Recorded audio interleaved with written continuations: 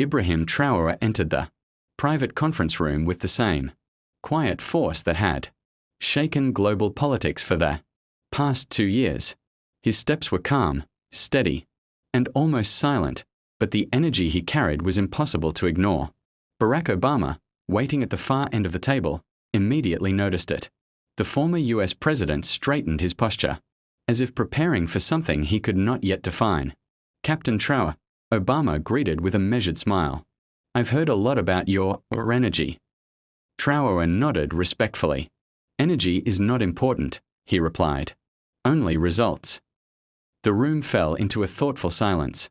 Obama was used to leaders who rushed to impress, leaders who felt honored to be in his presence. But Traoré was not one of them. The young African leader stood with a stillness that felt like an unspoken challenge. Not aggressive, but undeniably powerful.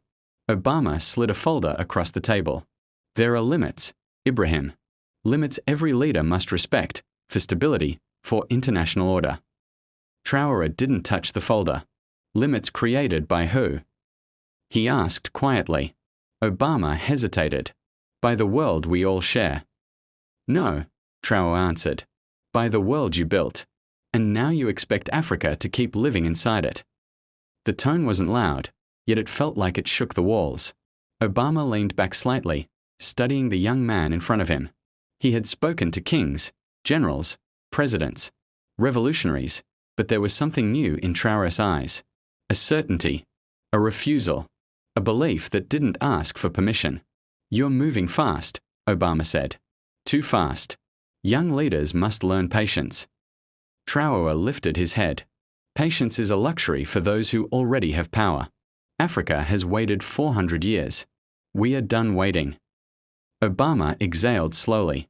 "And what happens when you push too hard? When your actions cause instability?" Traoré's stare didn't break. "When Africa followed the rules, we suffered. When we obeyed the old system, we were robbed. Instability was not created by us, it was given to us." Obama opened his palms. "I'm not your enemy."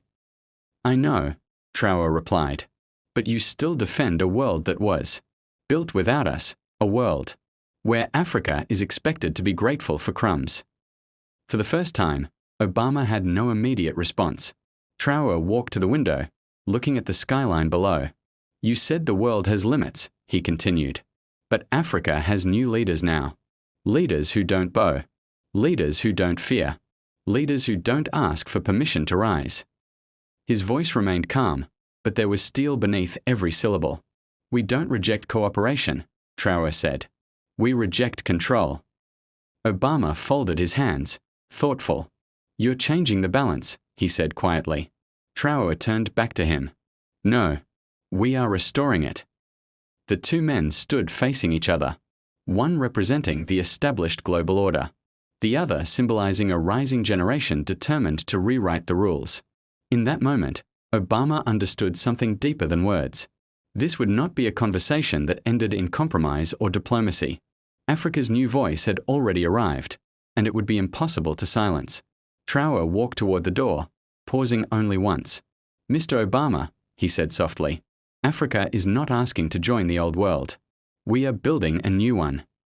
Then he left the room, calm as he had entered. But the shift in power lingered like a thunderstorm waiting to break. The world outside continued as if nothing had changed. But inside that room, the balance had moved. Forever.